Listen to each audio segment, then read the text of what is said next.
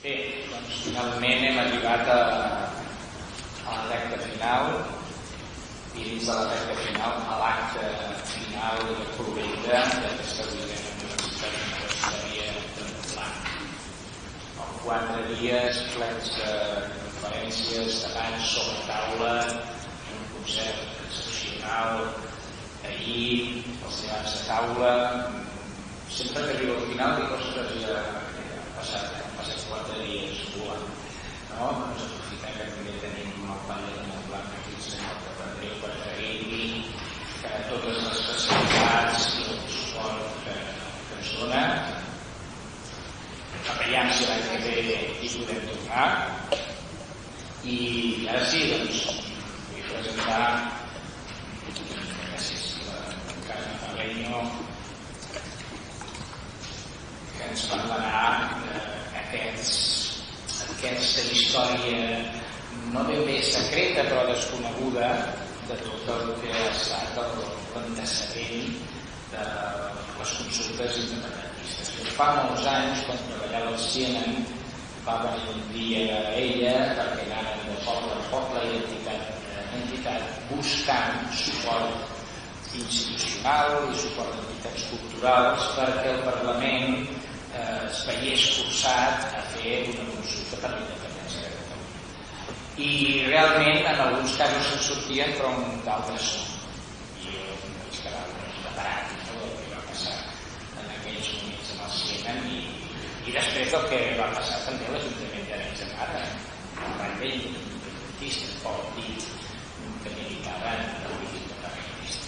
Per tot això, perquè com que és una història que cal saber perquè són els antecedents de la consulta que dic jo, quan vaig des del mapa d'Arenys de Mar, que volíem incentivar tot el tema de la independència des d'Arenys de Mar, ja vam voler fer aquesta primera consulta per la independència, però el que passa és que a Arenys de Mar l'independentisme municipal no tenia cap força. L'independentisme era una mica un sentiment, una emoció, hi havia uns maulets, hi havia un MT, hi havia un PSAN, molt difuminat, molt poc organitzat, i nosaltres vam intentar fer això, però què passava? Que l'Ajuntament, els únics que em donaven suport en aquells moments era Convergència, i Convergència governava amb el PP. Aleshores, Arenys de Mar, per bé que veiéssiu ahir tot aquell cúmul d'accions que feien per la independència en el País Valencià, en Catalunya Nord, per els mitjans de comunicació, l'esport, cinema i alliberament nacional, per tot no podia vehicular-se amb un referèndum fet a nivell municipal i la cosa va quedar així. Més, sobretot després del 36, de veure que l'únic partit que es proclamava republicà i independentista quan va arribar a l'Ajuntament i tenir l'alcaldia, tot i ser i haver participat en actes del mapa des de l'Ajuntament, no us podem donar suport perquè no ens vinculin a posar les coses molt ben separades. Aleshores, quan vaig arribar a Arenys de Munt, la cosa va canviar perquè a Arenys de Munt no només hi havia una població independentista, sinó que també els partits polítics també defensaven la república, defensaven el dret a l'autodeterminació, i des d'allà va ser molt més fàcil crear el mapa i des del mapa crear aquella primera consulta. Això és el que se sap. Hi va haver un mapa, hi va haver una consulta i que després això es va expandir per tot el Principat i després això ha donat suport o va donar força a la fundació de l'Assemblea Nacional i després això ha donat força a les següents consultes i han nodrit els partits que s'han desfet i refet fins a adequar-se al nou pols polític del país, que és un pols bàsicament independentista. Però tota la resta, aquells anys des del 90 fins al 2009, que són ben bé, o abans i tot, des del 80 i tants fins al 2009, que són potser 15 o 16 anys, ben bé, no se'n sap gran cosa. Jo penso que una persona que ens pot ajudar a comprendre aquells moments iniciàtics de tot aquest procés i d'aquella consulta és la Carme Ferreño i per convidada per Carme, moltes gràcies per tota la feina, per tota la vocació, per la tenacitat, la il·lusió i sobretot el convenciment i la raó que feies i la nostra. vist que avui dia som aquí també gràcies a les vostres passes, i m'agradaria poder tancar aquesta universitat amb la recuperació de la memòria històrica d'aquelles primeres novatures per fer una consulta de independència. A tots vosaltres,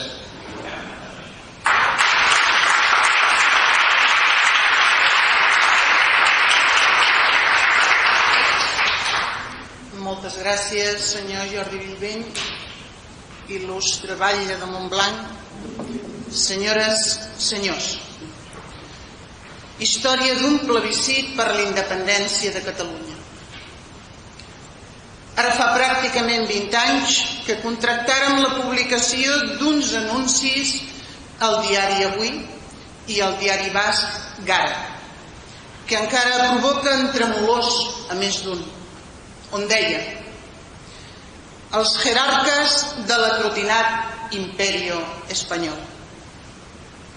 El partit espinaltià, en nom i representació de tots aquells catalans que encara servem el civisme i la dignitat necessàries, exigim que es convoqui un ple extraordinari al Congrés de Diputats de Madrid, on juntament amb tots els partits que tenen representació parlamentària facin, després de 27 anys, la primera condemna pública i expressa del règim terrorista i nazi del general Franco.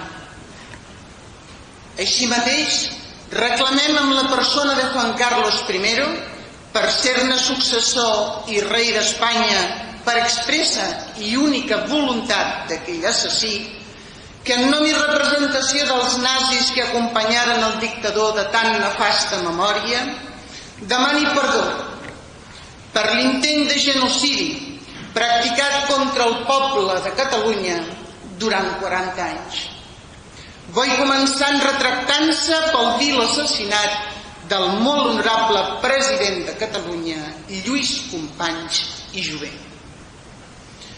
En cas de no dur-se a terme aquest gest combinatori, públicament i tenint present que ja ha entrat en vigor la nova llei de partits polítics, on s'obliga a condemnar explícitament el terrorisme, així com els seus col·laboradors i encobridors, denunciem davant l'opinió pública que l'estat espanyol no és pas un estat de dret, sinó un estat terrorista.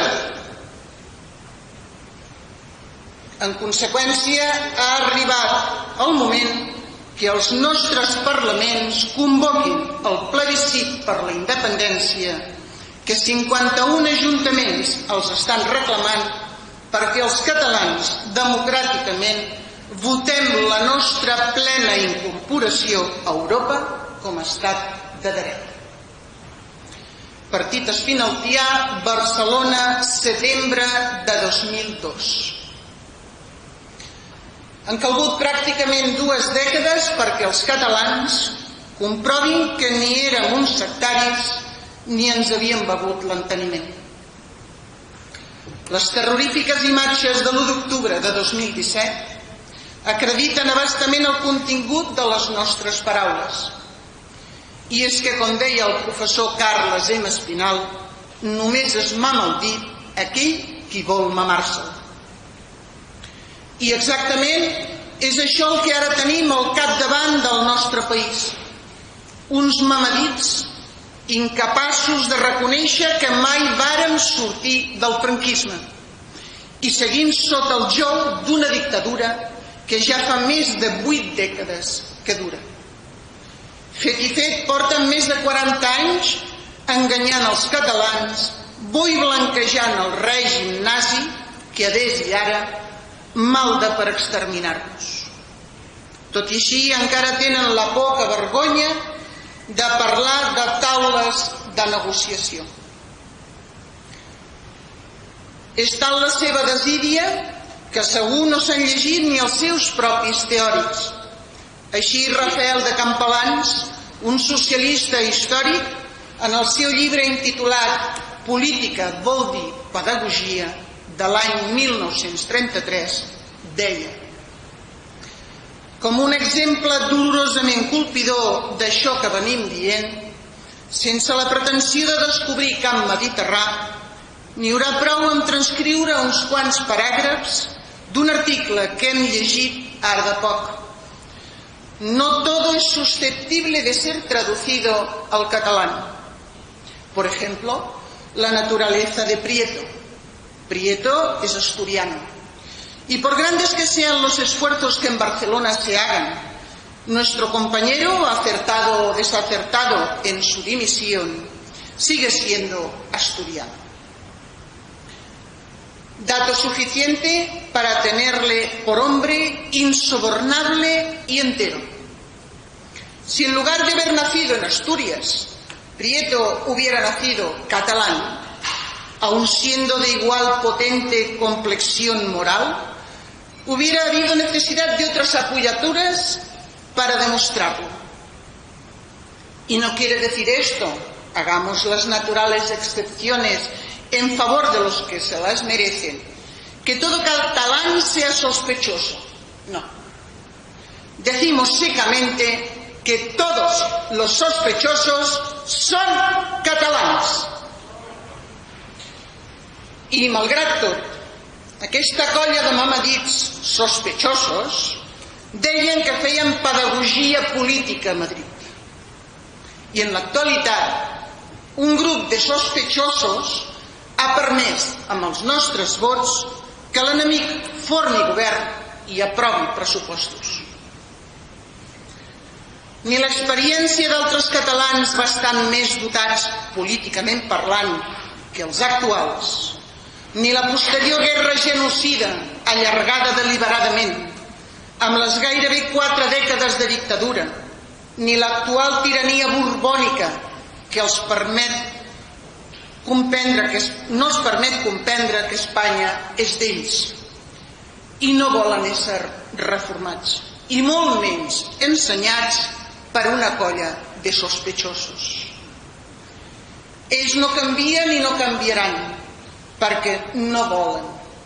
Per a quan la ruptura política i l'acompliment del mandat de l'1 d'octubre?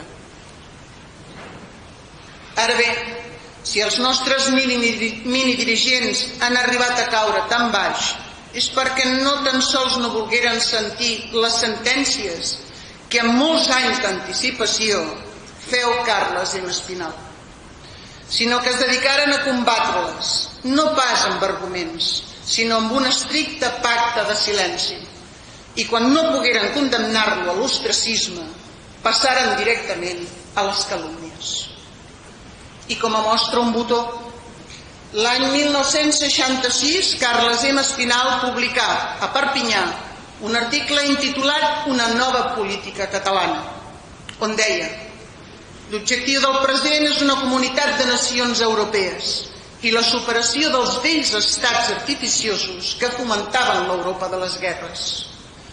Així doncs, per a què construir un definitiu estat espanyol si abans d'una dècada, 2 a tot estirar, i ja ens caldrà desfer-lo per incorporar-nos a Europa? És més, el mateix estat espanyol, que en la seva versió actual tan delerosa està de lleis fonamentals, ja ha demanat per ingressar al mercat comú europeu, amb totes les conseqüències polítiques que tard o d'hora la sol·licitud pressuposa. Per poc assenyats que siguem, la lògica d'aquest doble fet ens demostra que tota política catalana que vulgui ésser oportuna s'haurà de fonamentar en una premissa prèvia. Un estat de dret, avui per avui, únicament es pot establir a la península Ibèrica i resultar viable per a tots, sense coacció ni artifici, si el primer article de la seva Constitució concreta: l'estat espanyol és una entitat política provisional que impulsa les nacions que l'integren devers la comunitat europea, en la qual cada una d'elles haurà d'aportar l'acció històrica que es deriva de la seva cultura i el seu geni nacional. I més endavant apunta: ara bé, l'europeisme a la península Ibèrica és quelcom més que un horitzó econòmic brillant. Actualment la petita eufòria econòmica de la península es deu a les engrunes del mercat comú d'Europa, que arriben en forma de turisme en gran escala. És també l'única manera de superar les psicosis socials que resten de la guerra de 1936. És una política d'higiene mental. Ja no podrem fer guerres nosaltres sols. Europa tindrà el seu exèrcit unificat i a la península ibèrica se superaran els pronunciamientos.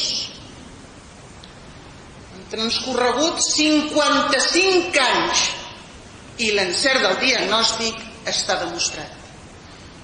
Tanmateix, ens fan viure espantats, immersos en la ressaca del darrer pronunciamiento, ja que, tal com deia Carles M. Espinal, Pujol s'ha dedicat a explotar totes les febleses dels catalans sense estimular-ne cap de les seves virtuts.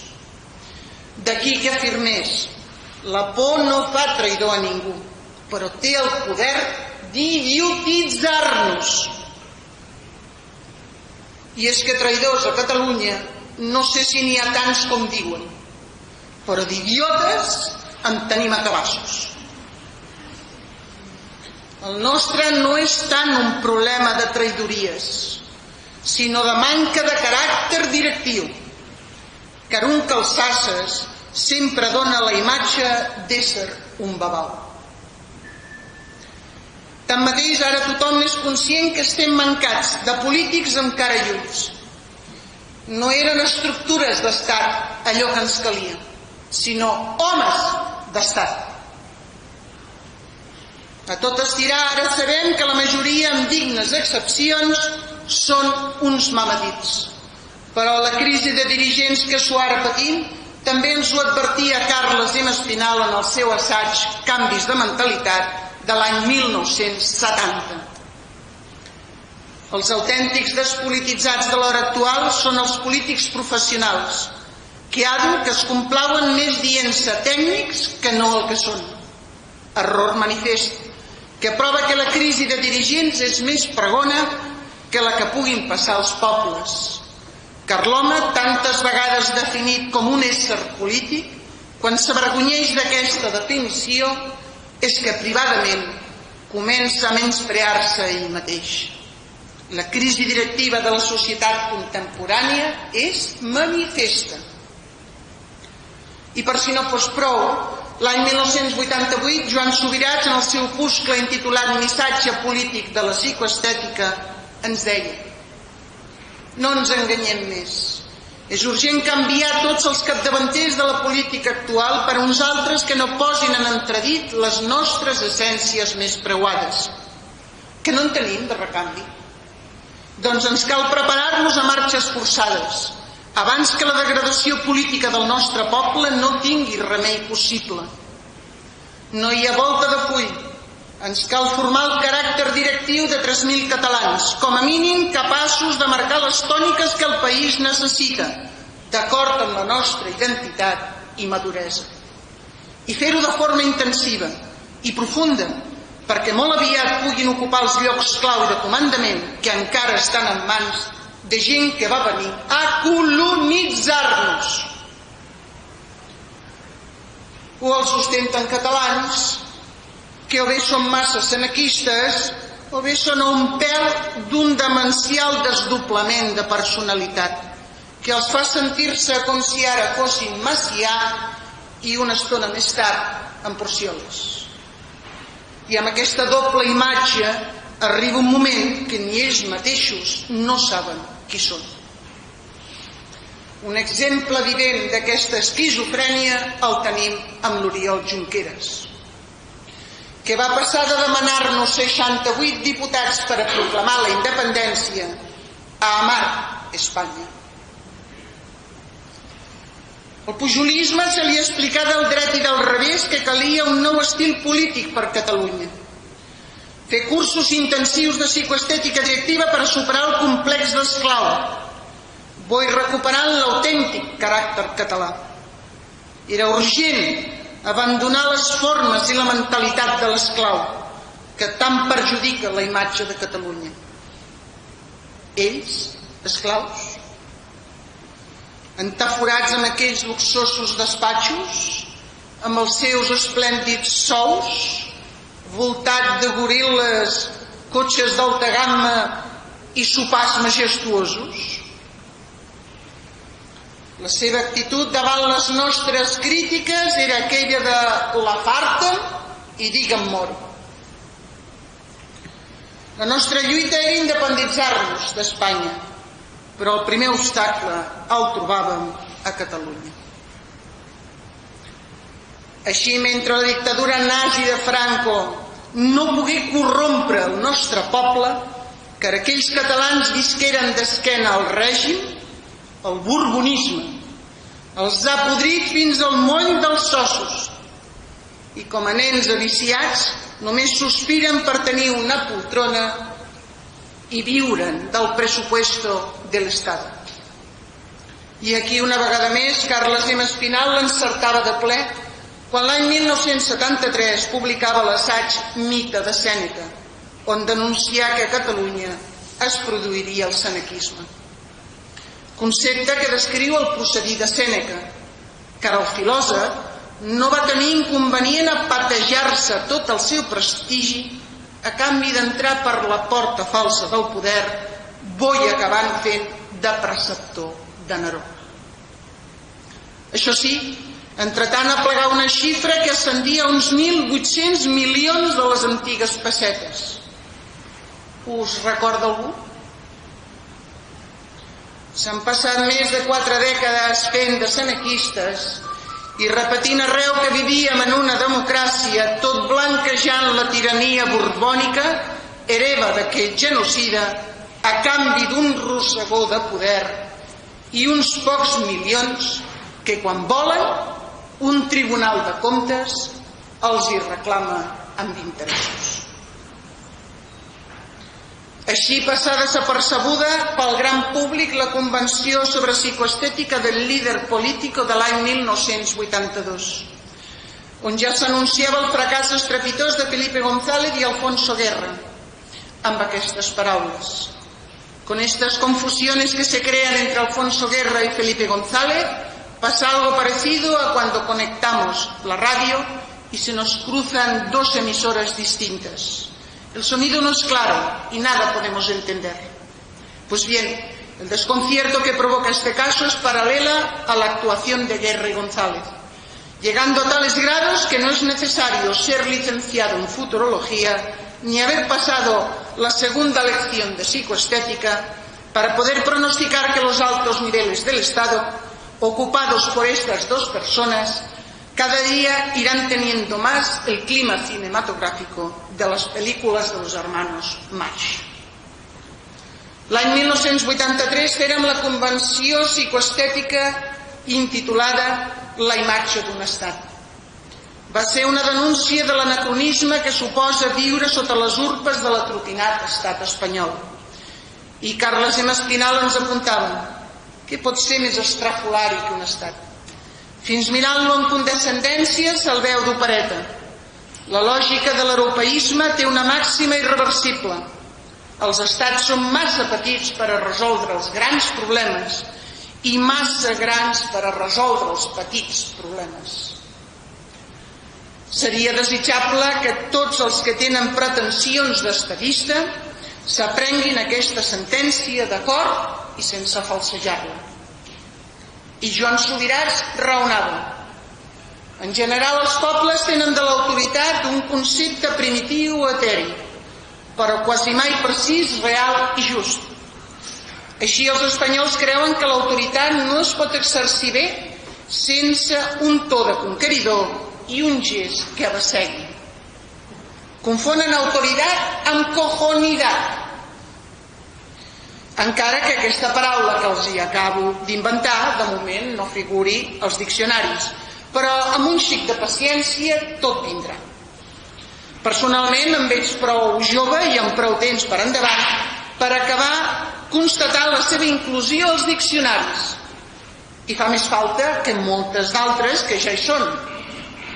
Siguem realistes i no s'esgarrifin si no miro d'anar-hi amb embuts. El màxim elogi que els espanyols poden fer per un home d'estat no és ponderar-ne la seva eficiència de govern, sinó aprofitar algun gest de les seves actuacions i poder recalcar: els té quadrats. D'antuvi, amb vot o sense, queden descartats dels llocs de govern els calçassos. I jo em pregunto, quin diàleg poden establir amb una gent que damunt la taula, siguin de dretes o d'esquerres, només hi tenen els seus bemols? Els nostres mamadits estan fent algun tractament hormonal que desconeixem per a poder negociar en igualtat de condicions? Però no perdem el fil. El 4 de desembre de 1983 organitzàrem la Convenció Psicoestètica de l'Oratòria Catalana, on, cercant la manera de dotar-nos d'una major eficàcia, entre d'altres coses es digué: més que inhibides per una qüestió de prudència, les actuacions dels catalans es malmeten per deficiències en la pròpia expressivitat. Prou tenen facilitat de paraula, però no poden deslliurar-se de cert aire propi de qui no exerceix cap funció representativa més enllà del menjador de casa. Parlen com si no poguessin aixecar massa la veu, per por que els pugui sentir algun policia uniformat o secret de l'imperi. Van a fred de realitzar-se el desig del general feixista Queipo de Llano, que en plena guerra contra la cultura i la nació catalana va dir: su dialecto podrán hablarlo los catalanes, pero en sus respectivas casas de modo muy bajito para que no molesten a los vecinos. Com si encara en quedés el regust d'aquesta consigna, tendeixen a manifestar-se de forma col·loquial. Fins al moment de fer un discurs excusen el seu to casolà dient que és un estil democràtic, sense veure que es contradiuen, perquè a través de la història es pot comprovar que sempre ha estat la democràcia la gran impulsora de la brillant oratòria. Adu, a l'hora de fer una dissertació o una conferència, s'ha estès el costum de designar-ho amb un nom que per ell mateix ja treu tota la conferència de l'acte. Llavors no es fan conferències, sinó xerrades. Quan el diccionari diu clarament de xerrar: parlar molt sense substància i fora de propòsit. Com si temessin que oratòria fos sinònim d'ampulositat, poden ser pulcres, fins i tot algun d'ells, escrivint el propi idioma, però tenen 1000 vacil·lacions quan l'han de parlar amb la deferència i solemnitat que tot públic reclama. En canvi, un discurs només pot assolir el nivell apropiat si per l'èmfasi i la dialèctica que comporta té les característiques que reclama el llenguatge oratori. Amb tot, què hem d'entendre per parlar oratori? Retornant a les essències del nostre idioma, per contestar aquesta pregunta tenim com a símbol el pensament de Jaume Bofill i Mates. L'oratòria és dinàmica, com totes les arts ve condicionada per la naturalesa dels materials. L'orador juga, més ben dit, lluita amb les paraules. La inspiració és a les seves mans com una petita eina de picapedrer. Amb ella treu espurnes de cada mot. Sovint es rectifica ell mateix, precisa cada vegada més, fins a trobar la frase justa, la paraula definitiva, és a dir, la paraula colpidora, i dona en espectacle la seva obra i l'exercici de fer-la. S'han esmenat els nostres minidirigents? Coneixeu algú que entregui espurnes dels mots? I mentre no recuperem el llenguatge oratori, estem condemnant la llengua catalana a la seva desaparició, car no és només una qüestió d'immigració, sinó de posseir una expressivitat admirable, i poc s'admira algú que no s'atreveix a dir les veritats amb bons altaveus. L'any 1984 es publicà el meu llibre Converses amb Carles M. Espinal, que jo mateixa conceptuo com l'Evangeli dels catalans. L'any 1987 s'imprimí la Bíblia dels catalans, és a dir, l'obra escrita de Carles M. Espinal, on s'apleguen conferències tan decisives com l'error de certs catalanistes de l'any 1985, o l'encert dels independentistes de l'any 1986, o l'actitud dels catalans davant la independència de l'any 1987. Teníem pressa per alliberar el nostre país del terrorisme de l'estat colonitzador. Treballàvem incansablement, però qui s'assabentava? I malgrat tot, el rum-rum s'expandia per les terres catalanes. No ens feien callar, i per salvar el pacte de silenci posàvem cames. Ens recorríem pobles i més pobles, ciutats i viles, visitàvem entitats, associacions de veïns, ràdios i televisions comarcals, batlles, diputats, consellers, llibreries, setmanaris, quinzenaris, mensuaris, diaris. I l'any 1987 engegàrem la campanya que precedí la Convenció de Psicoestètica intitulada «Serà el 1992 l'any de la independència de Catalunya?» Ells volien espanyolitzar un xic més Catalunya amb els Jocs Olímpics i nosaltres els giràrem la truita, car cada vegada que se'n parlava dels Jocs Olímpics recordaven els catalans que el 1992 també podia ser l'any de la nostra independència. Així es publicaren planes senceres al diari Avui anunciant l'efemèride, però pagant religiosament. Cadascuna ens costava 750.000 pessetes de l'època. Per a sufragar les despeses visitàrem a moltíssims catalans, que els convidàvem a comprar entrades del nostre seminari. Recordo un fet que valdrà la pena explicar-ho aquí, justament perquè el protagonista és montblanquí.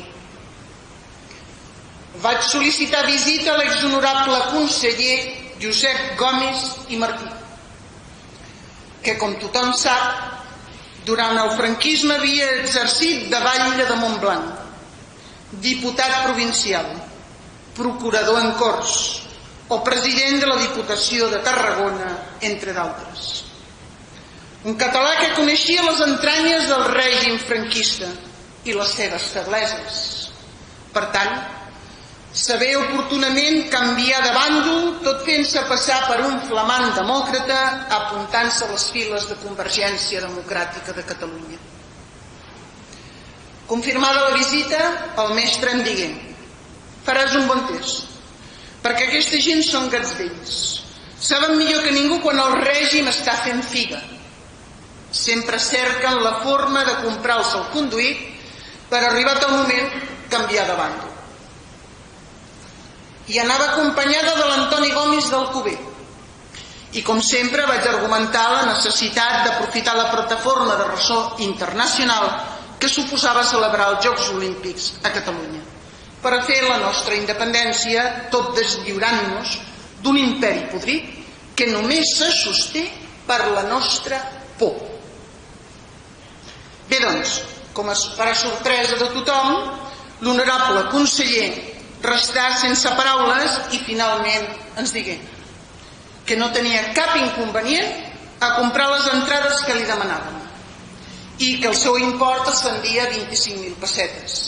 Això sí, no tenia els diners allà mateix i em pregà que passés un altre dia pel seu despatx, que la seva secretària m'entregaria un sobre. Del dit, del fet. Aquest detall demostra que ens enreden quan diuen que l'estat espanyol és molt poderós i molt fort, que si l'any 1988 els antics franquistes ja compraven el seu salconduït pel que pogués passar l'any 92, que no haurien comprat l'any 2014, 2015, 2016 o 2017? Això sí, no pots presentar-te davant d'ells com si fossis un vulgar captaire, demanant i no pas exigint. No pots parlar amb to dubitatiu i mirada extraviada. No pots anar repetint com un babau que ets pacífic quan davant tens uns assassins. T'has de sentir autoritat. La por dels nostres mamadits els fa veure el dimoni més lleig del que és. És la seva covardia que retarda innecessàriament, de fa anys, la nostra independència. I una vegada més, l'1 i 2 de juliol de 1989, fèrem una convenció per la història, silenciada per tots els mitjans de comunicació. Les ponències presentades foren tot un programa polític que calia aplicar pel nostre alliberament nacional. En citaré només el títol d'algunes, que no per això en són més rellevants. Pactisme no és claudicació, de Núria Guijarro. Els immigrats integrats, reforç de l'independentisme, de Jordi Parreño. Quan el feixisme es disfressa de democràcia, Joaquim Torró. El vergonyós vassallatge dels sucursalistes, de Francesc Balcells. La independència condicionada a la formació de nous dirigents, de Víctor Bassas.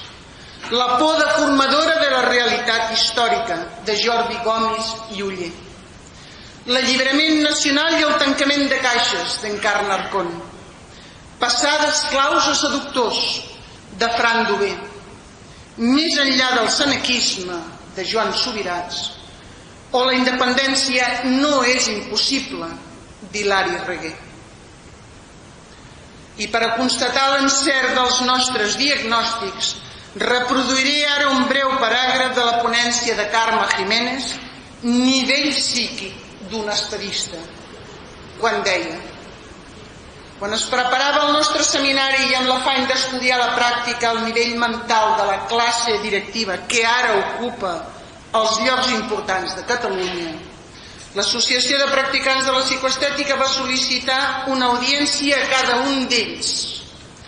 Alguns, pocs, varen comportar-se amb una correcció que mereix elogis, però molts, els més, no varen voler saber res de la visita i en fugiren com de la pesta. En l'actitud hi coincidiren conservadors, comunistes, liberals i socialistes. Es veien venir que els examinaríem. La nostra entitat, a tots els qui no varen voler-nos rebre, els va trametre una carta perquè en la forma de reaccionar també ens relataven com són en realitat. La carta s'expressava en aquests termes: durant aquestes últimes setmanes la nostra associació ha intentat repetidament concertar amb vos una entrevista personal per informar-vos del seminari d'imatge motivacional que contestarà la pregunta: serà el 1992 l'any de la independència de Catalunya? Tanmateix, el motiu bàsic de l'audiència sol·licitada s'orientava a poder-vos sotmetre de forma subliminal a un test de qualitats anímiques per determinar el vostre nivell directiu i analitzar si sou capaç de comprendre la transcendència i l'oportunitat del tema que ens plantegem, sobretot en uns moments en què l'estat espanyol ens dona més proves d'incapacitat i feblesa que mai, com s'ha demostrat durant el procés negociador amb Euskadi. En veure que no us atreviu a rebre'ns, deduïm que no teníeu prou nivell mental per a superar amb èxit la prova que la nostra entrevista portava implícita. Ens consta, per terceres persones, que la majoria d'ells varen quedar entre indignats, frustrats, revoltats i acovardits en llegir la carta. Com era possible que algú intentés analitzar-los si ells eren o no aptes? Ells jutjats. Podia haver-hi algú que no recordés que el seu destí era propi de persones carismàtiques. I Jiménez acabà dient: en conseqüència, és lamentable haver d'arribar a la conclusió que la majoria de les persones que en el moment actual formen l'estament que per entendre'ns en diem la classe política, presenten un nivell psíquic propi de qui no té fermesa de caràcter, però sí una desmesurada presumpció. I aquesta mena de tipus humans, la llengua catalana el reconeix amb el mot dur, breu i contundent de tifa. Tot plegat desencadenar les ires de l'atrotinat imperi espanyol, que era el professor Carles M. Espinal, abans de la celebració del nostre seminari, començà a rebre telefonades amenaçant-lo de mort, on li repetien: «Antes de julio te mataremos». I penjava. Les amenaces havien d'ésser prou creïbles perquè el mestre s'amoïnés. Així un bon dia em cità al seu despatx i em digué: «M'estan amenaçant de mort». Automàticament li vaig demanar si la seva família ho sabia i em digué que no. Llavors acordaren que parlaria primer amb ells i tan bon punt ho sabessin, jo ho difondria arreu perquè era l'única manera que teníem per a protegir-lo, fer-ho públic. Aquelles amenaces no podien restar entre aquelles quatre parets. Tot i així em digué: «Si em passa res, tu n'ets la responsable que aquest seminari se celebri tal qual ho tenim previst». Afortunadament, fèrem el seminari sense contratemps i àdhuc publicàrem el llibre que duia el mateix títol. Serà el 1992, l'any de la independència de Catalunya, i serà el 1992 l'any de la independència de Catalunya.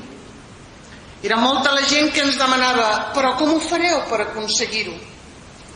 I l'any 1990 començàrem la campanya que reclamava un plebiscit per la independència de Catalunya als nostres parlaments, on cada català amb el seu vot faria possible la independència de Catalunya. No ens afirmàvem que vivíem en una democràcia? No deien que Carles M. Espinal era un boig perquè reiterava que no havíem sortit del franquisme?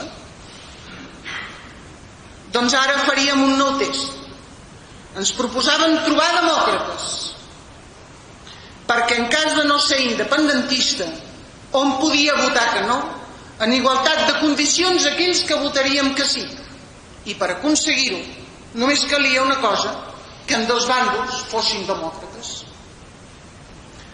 Començàrem amb firmes individualitzades i ens proposaren fer-ne 100, per allò del Consell de 100. La tasca no fou gens fàcil. Hi hagueren autèntics atacs de pànic.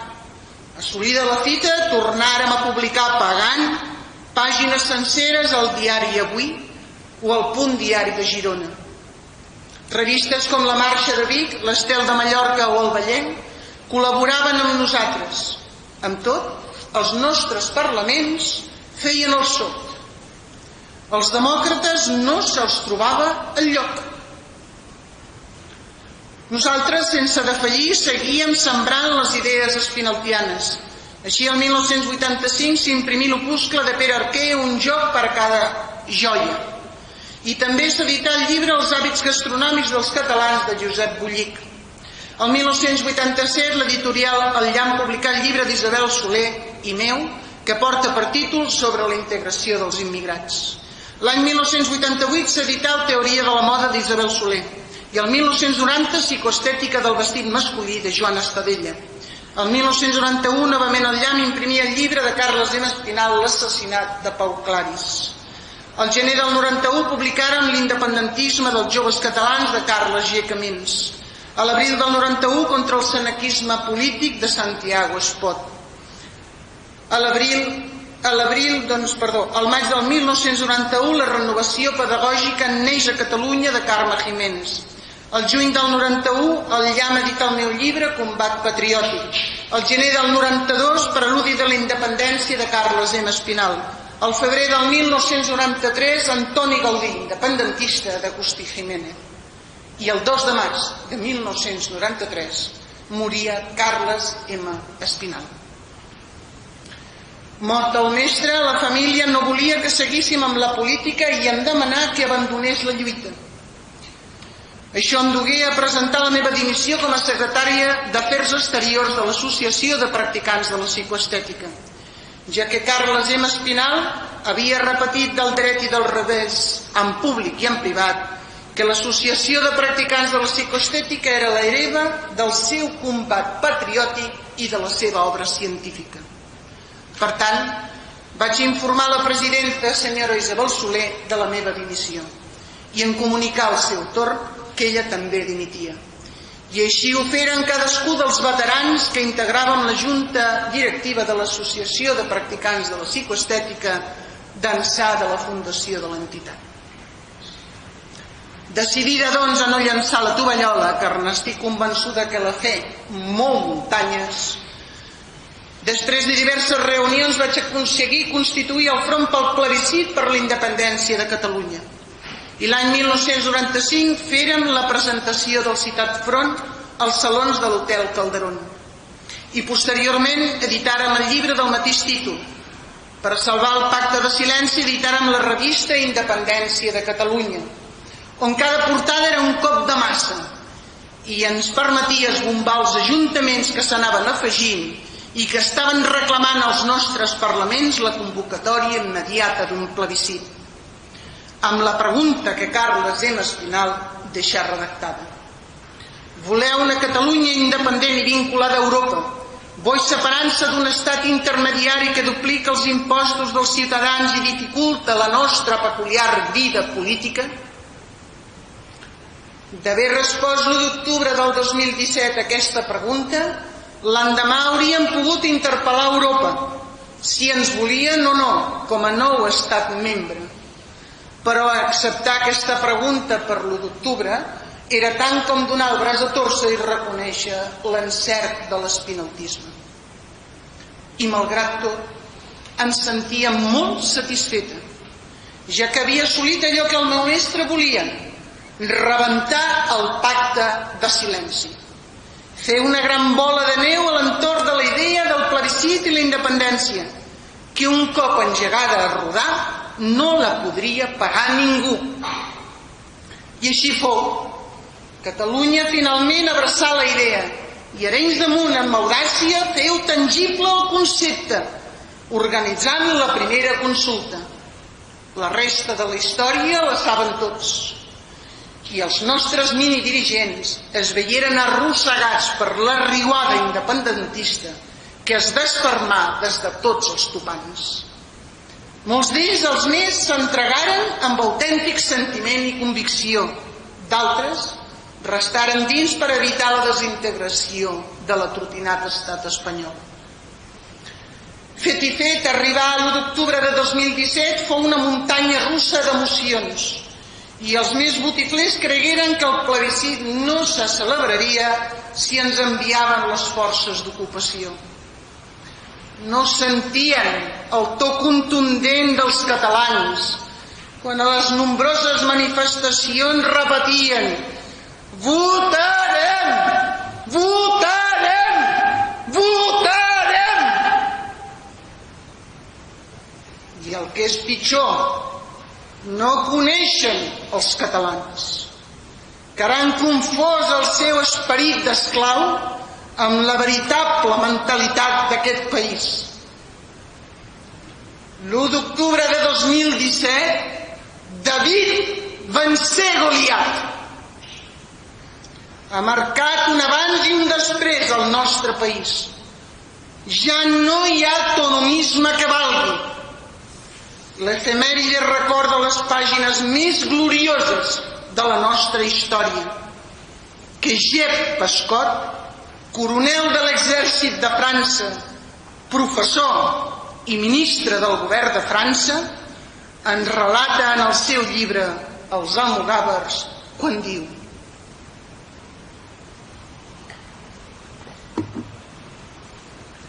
Spínola vol aprofitar-se de l'absència del gros de les forces catalanes i al cap d'uns quants dies es presenta davant Galípoli amb 25 galeres i prepara l'assalt a la fortalesa. Per la seva banda, Muntaner no resta pas inactiu. A manca d'homes, arma les dones, les quals es posen armadures i tot. Assigna a cadascuna un lloc a les muralles. La preparació de l'assalt durà fins l'hora 9. Els genovesos llançaren tants cairells que el castell n'era ple. Les amazones catalanes respongueren al tiroteig.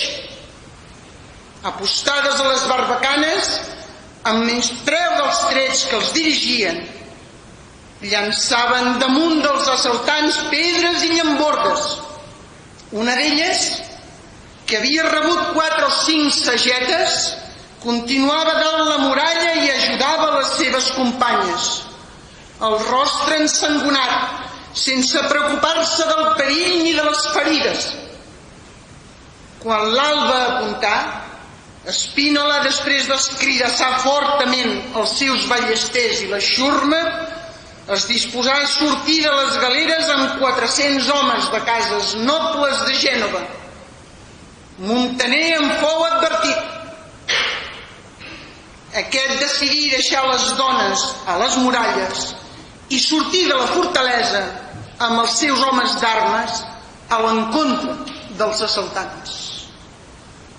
Només podia comptar amb 6 genets cuirassats i un centenar d'homes de peu.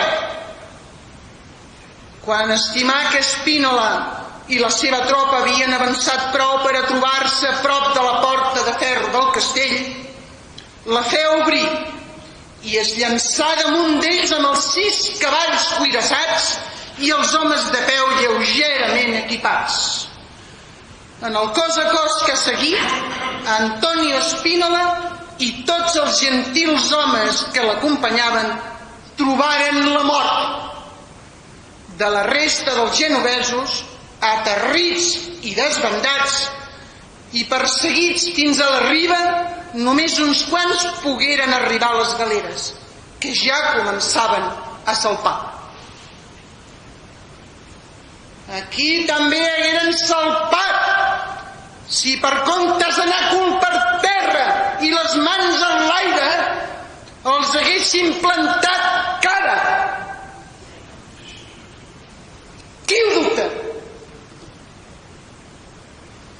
Però els botiflers infiltrats volien fer fracassar l'1 d'octubre per incrustar-nos al cervell que la independència és impossible. Eren tard, i el millor de tot, han caigut les màscares i, excepte honroses excepcions, s'ha posat al descobert que tenim uns mediocres als llocs de comandament, tal i com denunciaven fa anys els espinaltians. I malgrat tot, els catalans seguint dempeus, exigint-los l'acompliment del mandat de l'1 d'octubre. No tenen cap vacuna experimental que els neutralitzi la por?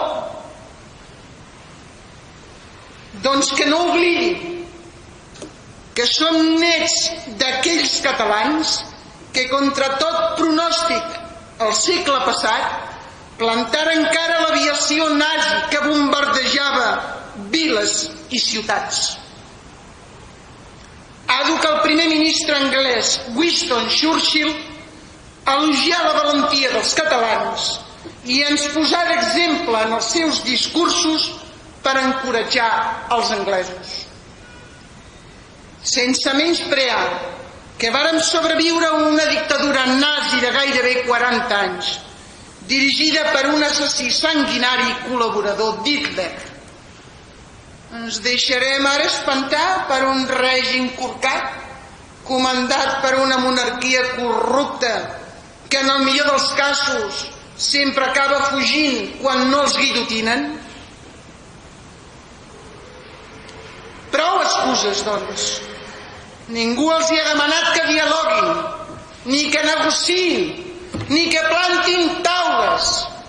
Volem la independència que guanyaren democràticament en el plebiscit de l'1 d'octubre de 2017. I si no porten sang almogàver a les venes, que s'apartin. Caldria, doncs, constituir un front patriòtic de salses de guardamar i de fraga Maó, on fora d'ideologies i partidismes tingui com a únic objectiu fer efectiu el mandat de l'1 d'octubre. Aquest front no l'han de comandar ni dretans ni esquerrans, sinó catalans audaços, valents i coratjosos, gent de caràcter i de tremp, que són els ingredients necessaris per a complir el mandat democràtic de l'1 d'octubre. I els nostres servidors que obeeixin, perquè qui paga mana. Que no ho faran. Doncs que sàpiguen que se'ns ha acabat la paciència. Ara som les catalanes que diem prou. I no estic pas fent servir un llenguatge inclusiu, sinó que crido a posar-se dempeus a totes les dones d'aquest país que se senten interpretades en la gesta de Galípoli. Si vàrem foragitar l'enemic una vegada, ho podem fer una segona. I que socialistes, comuns i altres espècies que avantposen els drets socials dels polítics, que s'apliquin la lliçó d'un autèntic socialista català com Serra i Moret quan deia: l'Estat que com Espanya s'adjudica per missió la propagació de la fe catòlica sense que es trobi un sol cristià, l'Estat que perd miserablement un imperi providencialment pervingut, que perd la personalitat internacional, que sosté a punta de llança les castes feudals, el latifundi, les servituds, l'estagnació econòmica i la fam de la immensa majoria de la població com institucions permanents invulnerables, no és un estat nacional, ni sociològic, ni un embrió d'estat de cap mena, sinó una empresa de cretins, una reserva de retardats que el món es guarda com a experiència única. Aquest paràgraf de Serra i Moret porta una torna com per acabar de fer el pes que precisa. Els catalans no hi tenim res a veure i la nostra culpa només radica en no haver fet els sacrificis necessaris per a desfer-nos d'aquesta pestilència. Expiem la culpa! Desfem-nos-hi! Moltes gràcies.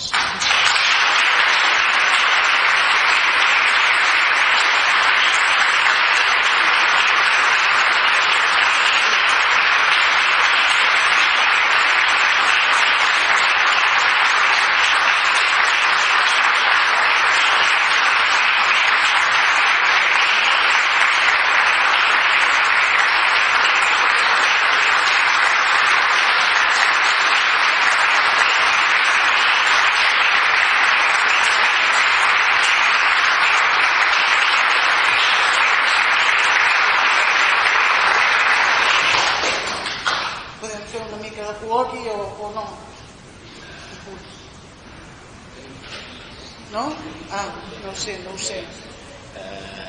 En tot cas, si voleu fer alguna pregunta molt concreta,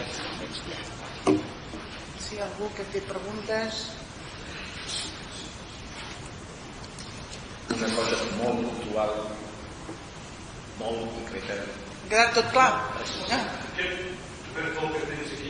Això és un número de la revista Independència de Catalunya que només va poder sortir durant un any, ens la varen boicotejar. Aquest, el Borbó, el Juan Carlos, el lladre, aquest que ha fugit. Sí, estan tots. Aquí estan està el Fraga, està el Borbó, està el Martín Villa, està el Suárez, està el Samaran, està el López Rodó i l'altre no Sí, és que van organitzar, jo recordo allò de quan el Pinochet estava a Anglaterra, que aleshores aquí els espanyols volien ser més demòcrates que ningú i van començar a exigir el Pinochet per jutjar-lo per genocidi i llavors aleshores així es posaven ells la medalla de demòcrates, ho feien per tocar els nassos als anglesos i llavors aleshores, clar, vull dir, aquests qui els jutgen, això no ho deia ningú, no? Ells són capaços de jutjar el Pinochet, que no ens venien bé, però hi ha aquests tipus que el jutgen, o sigui...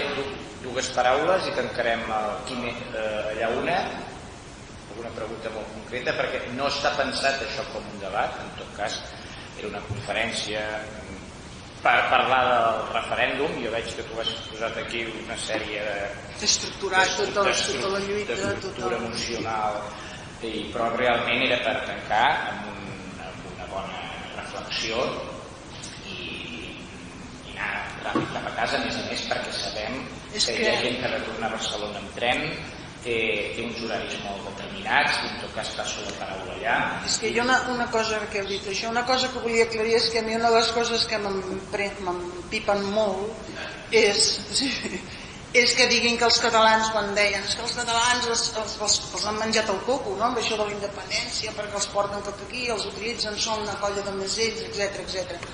I una de les coses que he volgut demostrar aquí, que perquè els catalans abracessin la independència d'una manera oberta i sense pors, això van ser ben bons 35 anys de lluita, de lluita continuada, no. El senyor Andreu, que es fa temps que està a la política, ja sabia que la Parreño, quan sentien a parlar de la Parreño, molts posaven el crit al cel, no? Perquè era com el cabell de tila, per allà on passava no creixia l'herba. Vull dir que convèncer els catalans no ha estat gens fàcil, Creguin que si ara algú vol fer la prova per portar-los, per dir alguna cosa, l'espanyolisme, tindrà feina, molt. Una paraula, dues paraules i tancarem, i després m'agradaria que, aprofitant la presència del Valle de Montblanc, poguessis dir també petites paraules a mi. Una paraula. Una pregunta és, on són els polítics que ens portaran? S'han de formar, evidentment que hem de començar a formar, però no perquè ens hagin de portar la independència. La independència, penseu que nosaltres ja la tenim, la independència. El problema és que ells han convertit una victòria en una derrota, ens estan fent creure. I jo ho venia comentant amb els companys quan baixàvem, no? Fixeu-vos que els catalans només estan parlant de coses negatives, només de tot el que passa, que si el Covid, que si això, que si ens roben, que si la notícia de la censura aquesta, que si el TV3, que si el... O sigui, tot és negatiu. L'enemic pitjor que tenim som nosaltres mateixos. Si Espanya és no res, si Espanya està a la bancarrota, Espanya té un exèrcit que no pot utilitzar perquè no vindrà tota l'OTAN, això ja ho vam dir al seminari del 92, no vindrà tota l'OTAN a pagar els catalans perquè volem la independència, per tant l'exèrcit està neutralitzat. No podran tornar a enviar les guàrdies civils perquè això ja han quedat amb el cul a l'aire a Europa i arreu del món amb el que van fer l'octubre. Per tant, aquesta jugada no la poden tornar a repetir. Llavors, què estem esperant? Aquest és el tema. La independència ja la tenim. El problema som nosaltres, que ens sentim derrotats després d'haver tingut una victòria com una casa de pagès. Però si vam guanyar amb vots, amb participació, plantant cara aquells energúmens. Vull dir, és que què més havíem de fer? L'únic que ens quedava era plantar la bandera, arriar banderes espanyoles, posar la nostra i s'ha acabat el bròquil. I ja està, i no haguera passat res més.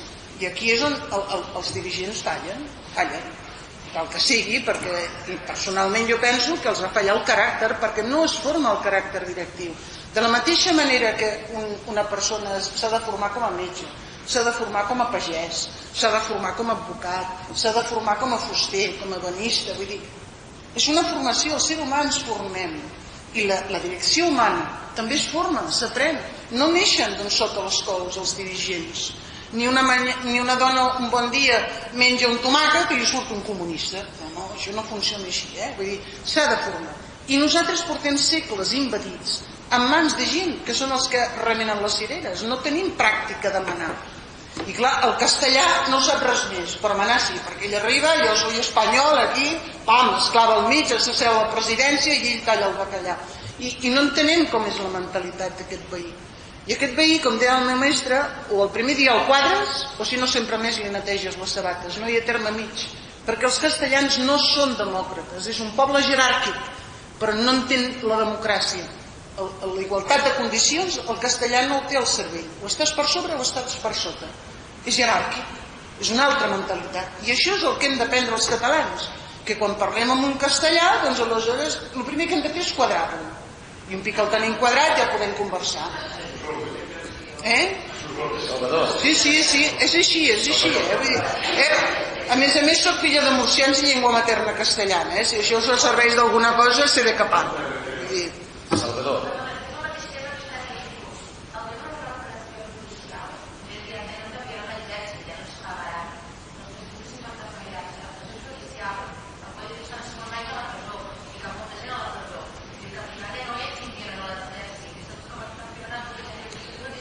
ni temes judicials, ni res. Mireu, fiquem una data, és tan simple, constituïm aquest front patriòtic on hi sigui tot diu. És que no cal que aleshores... Això no és un tema de protagonisme, és un tema de posar-nos d'acord. I llavors, aleshores, cadascú dins del seu terreny, aleshores que ell vagi treballant. Fiquem una data per fer efectiu el mandat de l'1 d'octubre. Vull dir, vos us penseu que deixeu de pagar unes setmanes, deixen d'enviar calés a Madrid en una setmana i allà no se'n van orris? Però si és que no ens cal ni exèrcit, només que deixem de pagar, només que els nostres dirigents diguin, escolti, retenim els calés que no s'envien a Madrid, es queden aquí. Tancament de caixes.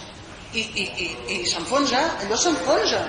Estan a la bancarrota, estan destruïts. Castella. Nosaltres no tenim dirigents, però tenim una excusa perquè sempre han estat una colònia de 4 segles, com a mínim. Però és que ells no. Però em voleu dir quins dirigents té Castella? Si el millor que té és aquell, el Casado aquell, l'idiota aquell de l'Abascal i el Sánchez, si això és la feinata, tot això dirigit per un subnormal, que són els Borbons, perquè sabeu que els Borbons són subnormals. Llavors, aleshores, clar, si aquesta és la talla directiva que té l'enemic, és que això és per riure's. No es tracta de... No, jo no subestimo ningú, però estic entrenada a quadrar castellans. Però és que ho són, coi. Però com s'hi presenta la nostra gent davant d'ells? Com s'hi presenta? Per tant, aleshores, el primer que ha de fer el senyor Puigdemont és buscar-se una guàrdia pretoriana. El president no podia anar d'amagatoti sota els ponts i canviant de cotxes. Allò no era una pel·lícula de James Bond. Allò estava passant. I en Puigdemont el primer que havia de fer era presentar-se amb una guàrdia pretoriana, vull dir Mossos d'Esquadra, amb la pistola, amb la metralleta a punt, i enfilar cap a la seva escola. I llavors obligar la Guàrdia Civil a disparar si tenien collons. Perquè jo soc president, m'acompanyo dels Mossos, entro pel vell mig, dono ordres als meus homes que el primer que bellugui fotin un tret entre cella i cella, i jo entro en aquella escola i voto. En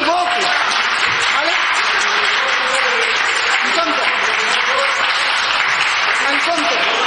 I us diré encara més. I després de saber el que estava passant a totes les escoles, que estaven atonyinant la nostra gent, a les 12 del migdia el president havia de sortir davant de TV3 i fer un discurs incendiari als catalans perquè cremessin qualsevol tio amb uniforme que no fos dels nostres. Correcte? I avisar la gent que ningú es bellugui de les escoles tan bon punt s'hagin tancat les escoles perquè un pic se sàpiguen els resultats. Es proclama la independència de Catalunya al mateix dia. I us ho dic jo, que els espanyols s'hi caguen a les calces. S'hi caguen a les calces. I nosaltres tenim la independència. Va fallar el caràcter. No estic menyspreant a l'enemic. Estic dient que no tenim el caràcter directiu per encarar amb aquests cràpules. Bé, tanquem la...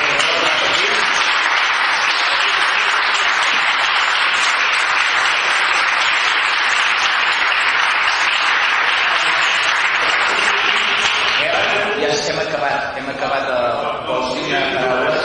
Senyor Andreu, és veritat, hauria de venir... Unes paraules de clausura i acabem l'acte i la universitat. Sí, perquè... Unes paraules de clausura. Bé? Ens acull. Veniu aquí a la mesa, comencem a fer entrenament. A la mesa, senyor Andreu, a la mesa. Senyor Andreu. Sí, home, sí. Jo vull donar, quan vaig el primer dia, la benvinguda a aquesta Universitat d'Estiu de Nova Història, la 8ª, que ja en portem 7, i que, doncs, amb les dificultats pròpies que tenim, quan tothom ens aparta, ens critica, que doncs anem resistint. I us agraeixo molt perquè aquest és un dels debats d'aquells que van molt fer corrent de molta gent d'aquest país. La Universitat de Nova Història fa nosa a molta gent, a moltíssima gent, a moltes institucions. Suposo perquè hi ha debats francs com el que hem tingut ara. I també a l'hora que dic això, i us agraeixo que el vostre esforç de vida i que espero que el pròxim any tornem a renovar aquest compromís amb la història del nostre país i la recerca de la història del nostre país. Jo també tinc que dir que amb totes les opinions que hi ha hagut i que s'han expressat, però que aquest país fa molts anys, moltes dècades, segles que busca la llibertat i que hi ha de tot, i quan hi ha la repressió doncs hi ha gent que la por hi és present, però jo també vull dir que hi ha gent molt ferma en aquest país. Hi ha molta gent que segueix l'ideari de Macià, que hi ha molta gent que se l'ha jugat molt i hi ha molta gent que ha sofert molt, i a l'hora de jutjar també tenim que ser una mica comprensius amb el que significa la presó i l'exili. Però també vull dir, com vaig dir a la inauguració, que tenim gent que és de pedra i picada, que no renunciarà a res, que no s'entregarà, que seguirà mantinguent aquesta lluita, aquesta convicció per la llibertat del nostre país. I que més d'hora que d'hora ho aconseguirem. D'acord? Moltes gràcies.